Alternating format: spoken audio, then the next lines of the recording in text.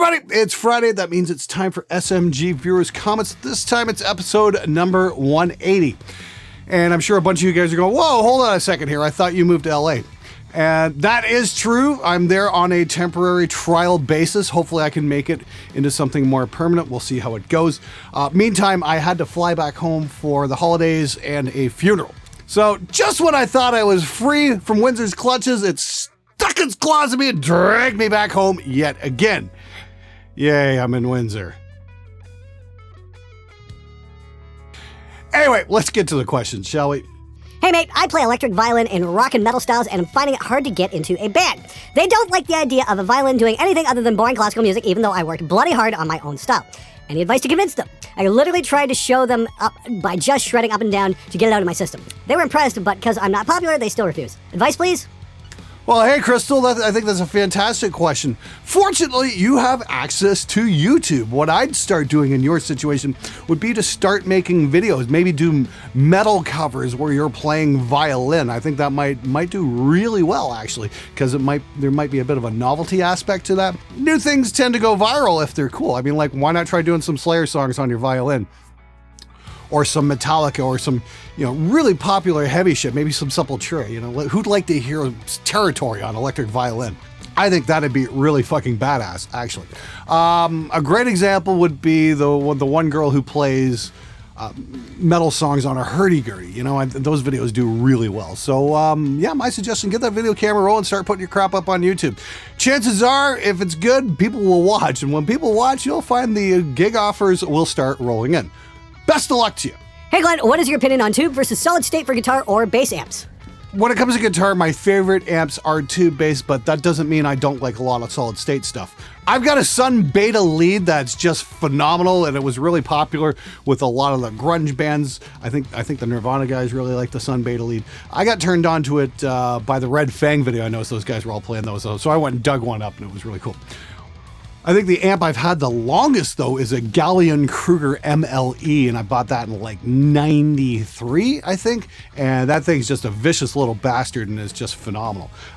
When it comes to bass amps, I really don't have a preference for tube or solid state. I mean, as far as I'm concerned, the greatest bass amp ever made is the Dark Glass Microtubes 900.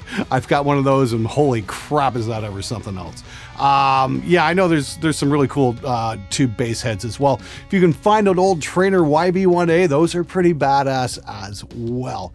Tube or solid state, it really doesn't matter. The question you should be asking yourself is, does it sound good?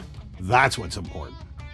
Having a small car for a band is a no-no, but you know what's even worse? Being the only person in the band with a driver's license. Not because the others are underage, because they didn't pass their driving test and will not take another one. All that money wasted. Here you pay 600 or more euros for driving school and etc. Cheers for Estonia, silver. Well, I'm glad Estonia is super strict about who they let on their roads. That makes me feel safer. At least I know it won't be your dumbass bandmates driving. Everybody just bear this in mind. It's very safe to drive on the streets of Estonia because Goth Kid 141's bandmates are too fucking stupid to pass a driver's test. That being said, dude, I really feel bad for you that you have to drive those losers around. I don't know, maybe they should have practiced or studied or something like that, but then again, they're musicians, so it's very rare when that happens with those guys. We've all heard you say how you're sick of hearing sample replacement on every record because it's the same samples used on everything. Also because it's a little bitch to way to mix. I've started to have the same experience with guitar tones on every new record. Could it be the fact that almost every studio has a KEMPER in it and engineers are too damn lazy to switch the preset? I understand the draw of KEMPER to bands and budget studios that can't afford a plethora of amps. However, when it comes to Class A studio, I think the KEMPER needs to be ditched. Maybe I'm completely off by blaming the KEMPER for this. Thoughts? Well, when you're speaking in terms of metal, I mean, like the go-to tone these days is a vintage 30 and a 57. I don't think it matters if it's a KEMPER or not. That's just what most people are going to gravitate towards because it's simple and it works. The ironic thing is, even though we have this insane set of tools at our disposal in terms of, digital modeling and all this kind of stuff, everybody just kind of wants to sound the same. Oh, I want to sound like that band. I want to sound like that band. I want to sound like that band. And we're not really hearing anything unique anymore. Personally, I'm a big fan of the Boss HM2 chainsaw sound on At the Gates, or Cathedral's Ethereal Mirror, whatever the hell they mic'd up on that amp, on that record. My God, that was like the most brutal rhythm tone ever. Corrosion and Conformity Blind also comes to mind, and I know that was a Mesa, and I think Fluff has that amp. I really want to borrow it from one day and mic it up and see what the hell happens. My point is, yes, Kemper is great, especially if you don't know what the hell you're doing, but yeah, it wouldn't hurt to change the presets every now and then. I think you got to point out that, but I don't think we can blame it completely on Kemper. I think it's become more of a cult thing with a 57 and a vintage 30, and people are just afraid to try something new lest they seem sounding weak in some way. That being said, there's a lot of great alternatives. If you're looking for a new kind of speaker, you know, the Celestion Green Pack is a monster. Go put on Machine Head Burn My Eyes if you want to hear what that's a 5150 through a greenback sounds like. Holy crap, was that tone ever great. The WGS speakers, the WGS Veteran 30 is kind of like a darker vintage 30, and that's in the rev cab, and that thing's fucking outstanding as well. So my advice would be, yeah, don't be afraid to mix it up. There's a lot of cool impulses out there, most notably from Lancaster Audio, and you can grab sounds of all kinds of different cabs and mix and match and come up with something unique. The overall thesis here being is, hey, don't be afraid to try something new. Glenn, what do you think of metal covers by the likes of Leo from Frog Leap Studios? Cheers, pal. I'm a big fan of what Leo does, actually. I think he does a tremendous job. I'm just shocked he can crank them out that fast. Would be cool to hear him record a real drum set every once in a while, but hey, you know, I understand, you know, you got to crank stuff out once a week, and that's a pretty heavy workload. Like I said, though, he constantly blows my mind with what he pulls off. I think what he does is really fucking outstanding. Rob Scallon does some amazing covers as well, but his usually involve banjos and other non-traditional metal instruments, and I think that's really fucking cool as well. In fact, you know, I'd love to do more covers, and now that I'm kind of transitioning to maybe full-time YouTuber, I am hoping I get to do that a little bit more. You know, we did that Moon on the Water cover there a couple years back, and we had a blast with it, and I'd really like to explore doing more anime covers. You know, I got a chance to hang out with Pelican there a while back, and, you know, that's what he does full-time, is just nothing but anime covers, so, you know, more power to him as well. That being said, it would be cool to check out some cool originals. If you guys have any kind of advice or suggestions for cool originals that maybe are kind of flying under the radar, you know, leave some comments below, because it's always worth checking out cool new music. Oh yeah, before I forget, this episode of SpectreSoundStudios is sponsored by me. If you want to support the show, if you like what I do here, don't forget to grab a shirt. This week, we're going to have Bass Players Do It Worse with some updated graphics and whatnot. We're going to have it available for this week and this week only. So if you want to wear a shirt that insults your bass player, but you don't want to say cunt on it, grab this one. It'll be up for grabs, and then it'll be gone for good. You can check it out at Teespring. Again, links in the description below. Thank you so much for your support. Anyway, back to the show. Hey Glenn, I've been a metal vocalist for several years and want to do more feature work with bands. Is there any advice that you could give to advertise myself better as a product? Love the show. I've been watching you for a month or so now. You've made our recording sessions so much smoother. Fuck you, Glenn, and thank you. Well, James, I'm going to come back to the advice I gave for the first person who asked a question on the show, and that is start doing stuff on YouTube. You know, you can post up covers like Leo or Rob or, you know, any number of people. If you want to advertise yourself as a vocalist, that is a fantastic way to do it. Take a popular song, cover it, or cover an anime song and maybe rework it into something more metal. That works great as well. A great example would be who I'm working with, Siegfried Song. I mean, like, I didn't know who the guy was, and he had a bunch of stuff posted up on YouTube, and I asked him, hey, would you be interested in working together? He's like, hell yeah. So we started working together, and now he's doing a lot of anime covers with a couple other people, and he's busy as hell. So yeah, YouTube is definitely the ticket to anybody who really wants to get their music career started. I think, yeah, start doing videos on YouTube, you know, because the whole traditional method of, you know, form a band, go play a shitty club, and, you know, for nobody but the other bands and their girlfriends and their parents and that kind of thing, those days are done. You know, the great thing about YouTube is you can just reach out and there's the whole world. And if you're good, people will let you know. And if you suck, believe me, they'll let you know that too. That's what makes it fun. Hey Glenn, I was wondering, have you covered the old debate, is there a significant tonal difference between the 6L6 and the EL34s yet? No, I have not. That's actually probably a really cool idea to do a show on. I'd probably have to do it with a Rev, because you can't really do that with a 5150.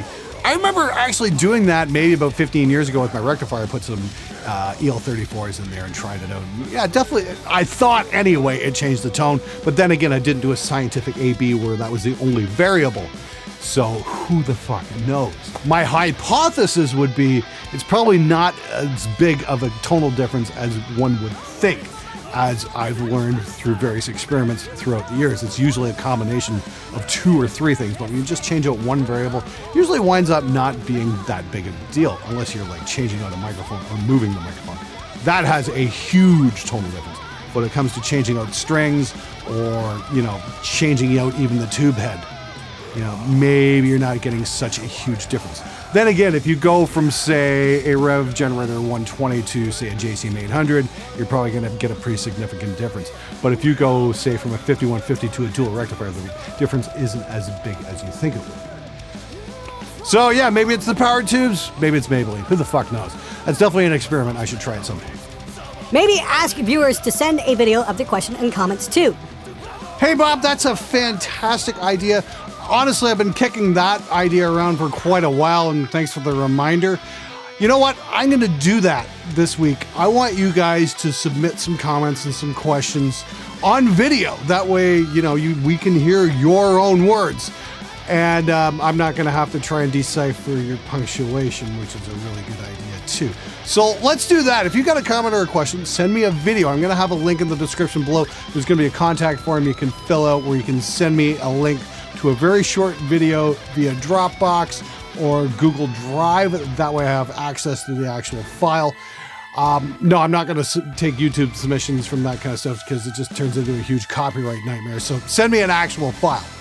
That being said, make sure it's under 30 seconds so you don't bore us to death. And most importantly, no vertical video. Learn how to hold a fucking camera correctly. Thanks for answering the question I was too timid to ask. You're very welcome, sir. Of course, you're referencing the "Why do I have to mic a guitar speaker" video. I was more than happy to answer that, because I originally read that and I'm like, what? Really? You don't know that? But then again, I remember back to when I was 19 and, didn't know jack shit about recording. And I would have been really grateful for somebody to make a video like that for me as well. So I put this to you guys. If you have questions about the basics of recording, and you're too afraid to ask, please do, because there's no such thing as a stupid question. There's only stupid bass players.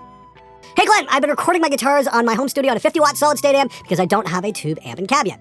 The thing is, some people say that the solid-state amps already have a processed sound and should be recorded directly, and you should not mic it. What are your thoughts on that? Also, I have a Boss metalcore pedal and an SM57. Should I run my metalcore pedal into my amp and then mic it, or use a built-in distortion channel on the amp and then mic it? Sorry for the beginning question, I just started out and really want to make good guitar demos. Thanks for all the honest videos and greetings from the Philippines. Hey Mohan, great question actually. I'm sure this is something I've probably asked myself at one point or another as well. Again, when I'm starting out, should I use the pedal? Should I use the amp? The answer to that question is, well, experiment and just see what works. See what you like better. I mean, I don't know what your amp distortion sounds like. I don't know what your pedal sounds like, so... the idea would be try recording the amp distortion, then change over to the clean channel and put the distortion pedal in front of it and see what happens. And then try it in the effects loop, see if that happens. As for the direct recording, what amp did you say you had? Let's take a peek here. 50-watt solid-state amp. Well, you didn't tell me what amp it was. Your friends might be right, they might be wrong. It really depends on if your amp has an emulated cabinet output. Some Marshalls do have that, like some of the Valve State 50 watts have a cabinet emulation output. Sometimes they're good, sometimes they're not so good. I find the speaker emulation on the Red Box is passable. It's way better than the Mesa Cab Clone, which was absolute fucking dog shit, as we all know. That being said, every time you mic your cab up, you move it a couple of millimeters, you're gonna get something unique. So the chances are you can get something really, really cool by miking up a proper cabinet. And that's definitely not going to sound like everybody else. The thing is, with an emulated speaker output, everybody else who has that amp and who's using that emulated speaker output, you're all gonna sound exactly the same. So keep that in mind. Anyway, good luck to you. Great question. Like I said, if you got a beginning question, keep them coming.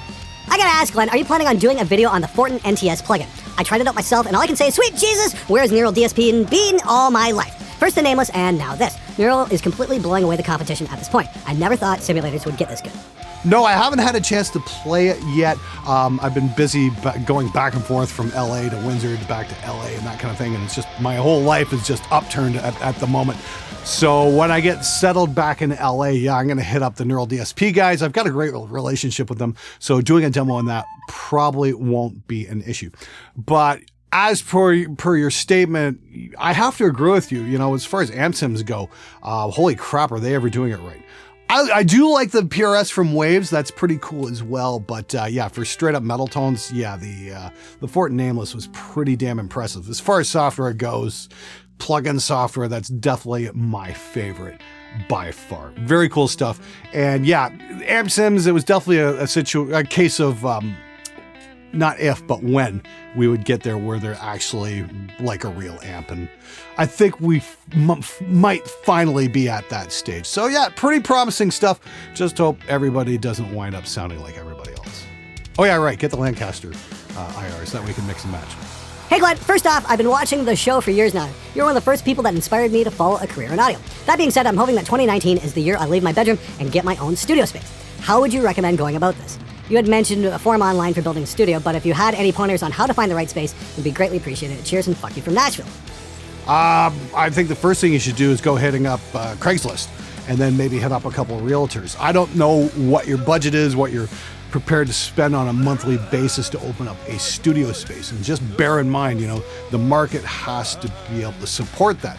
You're also in Nashville, so you're going to want to watch the county zoning commission. My very good friend Liz Shaw had $100,000 invested into his studio, and town council shut him down because he was in a residential neighborhood. Apparently, maybe some of the bigger studios don't want the project studios operating in Nashville, so you are definitely going to have to pay attention to that. It looks like if you want to operate a studio in Nashville, you are going to have to jump through a lot of hoops, and that might get expensive come tax time, so keep that in mind as well. Ultimately, you're going to want to go and check a few places out, see what it's going to cost you versus how much space you get, that sort of thing. And yes, the forum, I recommend it, is the John Sayers Studio Design Forum. They helped me build this place, and yeah, it's just a tremendous resource, so definitely check that out. 4:15. Well, Alanis Morissette didn't get famous by singing, and are you thinking of me when you flip her?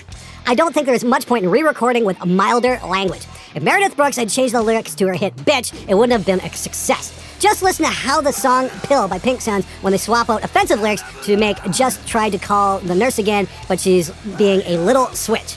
Yeah, right, that works. Do the original or write a new song. Yeah, Robert there is referencing last week's viewers' comments where I asked you guys, hey, do you think this guy was right to change the lyrics to be less offensive? And here's the results right here. And yeah, that poll went pretty much as I thought it would.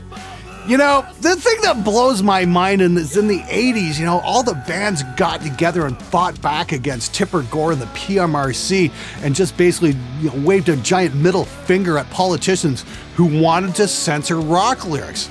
Now you got bands volunteering to do it. I just don't fucking get it. You know what? Great art fucking offends people. That's kind of the whole point. You know, we have to stop worrying about going around offending people. You know what? Somebody doesn't like it. Oh, well, you know what? They'll live. Nobody ever died from being offended by something. I see that multiple kick drum thing as the new dick measuring contest. I saw concert footage of the Finnish band Terror. Their drummer has 4 fucking kick drums. Great drummer, but fuck man, there is such a thing as overkill. Oh, I don't know. Drummers have been having dick measuring contests ever since they figured out how to play drums. I mean, you want to go back to the 80s. Alex Van Halen had 4 kick drums. You know, drummers have been overdoing it with drum kits all the time. You know, they'll play the 5-piece and then maybe hit the little extra bits once or twice during a concert or an album or anything. But insist you mic everything up individually! Boy, that makes life so much fun recording in the studio! Anyway. You know, if you want a real laugh, go check out the band Eudoxus. They were from Quebec. The song was called Metal Fix, and the drummer didn't have 4 kick drums. He just had the drums that, you know, the fucking kick drums that went on for about 8 feet. Bro, sorry your dick fell off. Hey Glenn, do you have any advice on how to not get screwed over as a newcomer band when it comes to payment and who provides what for shows? We played our first gig for free, but hey, we were opening for Debauchery. And our second gig is coming up, and there'll be payment. We had the opportunity to play a local show a few months back, but the club owner basically wanted us to provide everything, the sound guy, the amps, the cabs, and drums, without payment. So we politely told him to go fuck himself. In other words, how do I make sure my band is not exploited? What are some reasonable requests club owners can make, and which is too much? Fitch Ditch from Germany, and keep it up, love the show. Great question, dude. A club owner can definitely demand that you bring a PA and, your backline, all your instruments, that kind of thing, sound guy, you name it. But if they're not going to pay for it, yeah, definitely tell them to go fuck themselves. Most clubs, usually have a PA of some sort, so if they don't, that's an added expense. How do you avoid getting fucked over? Simple. Draw up contracts. Here's what you're going to pay us. Here's what we're going to bring. Come up with an agreement and get it on paper. At least that way you have a record, and if it's a signed document, then it's legally binding. It's a fun business, but it's still a business, and you need to treat it as such. Otherwise, you are going to get screwed. If you have a legal documented record of what was promised and what needs to be delivered, then you have legal recourse as well. So keep that in mind. Good luck, dude. Basic question from something just getting into two bands. I live in an apartment and want to mic up to 5150 or 6505 with a cab with several mics. Would the tone suck unless the volume is cranked? Thanks! Surprisingly, no. I did a video a while back called How Loud Should an Amp Be? And, the tone really wasn't changed all that much between low volume and medium volume until you crank things up and the speakers started to distort on their own. So depending on the tone you're going for, you don't need huge amounts of volume. Generally, I do like to get the speakers moving and the cabinet vibrating and all that kind of stuff. So you can either build an ISO cab or get a load box and run IRs, which is definitely a smart way of doing things if you're renting an apartment. That way you don't wind up getting evicted. I don't know your situation. I don't know how pissed off your neighbors are going to be, but I really can't recommend cranking an amp up in an apartment. It's just asking for trouble. My friend wants to play bass with me and I have no one to play with. However, I need to teach him. Is it worth me teaching him?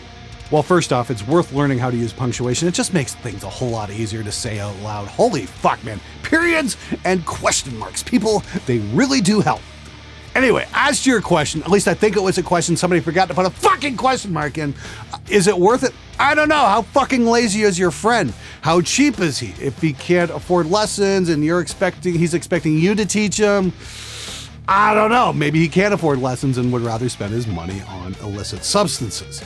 That sort of thing you need to be asking yourself. If he's wasting his money on bullshit, then it's not worth teaching him.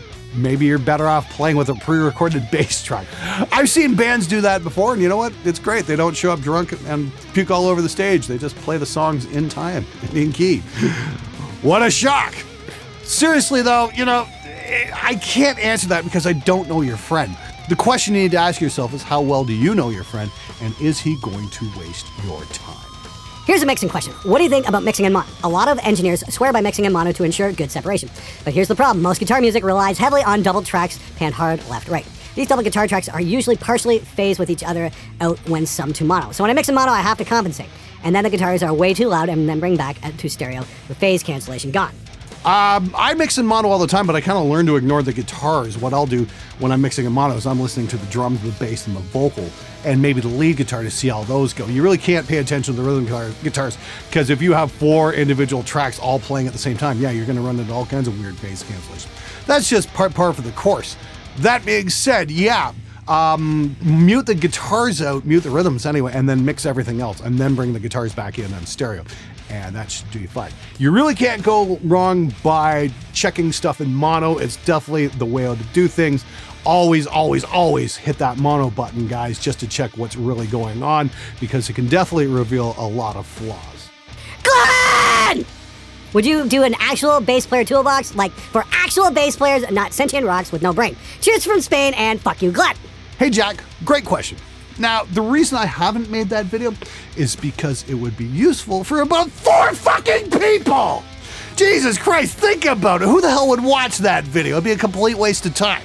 All right, that's it. Thanks so much for watching. Hope you guys enjoyed the video. Don't forget to grab the new Bass Players Do It Worse shirt. It'll be available this week and this week only. go a long way to supporting the show. That's it for this week. I'm on a plane in a couple of days back to La La Land. Hopefully we're going to do a fan meetup somewhere in LA at some point just before NAMM. I think that'll be a lot of fun. It's been a while since I've done one of those. It'll be really fucking cool. And before we go, this week's poll question: who is your favorite bass player? I want you guys to answer that up in the corner here. Anyway, that's it for this episode. I'm out of here. Have a great weekend. Hey guys, if you liked the video, be sure to subscribe as I post every Wednesday, Friday, and Sunday. If you want to learn more about recording, check out one of my tutorials or one of my gear reviews if you want the actual honest truth about a piece of equipment. Till next time, stay metal, my friends.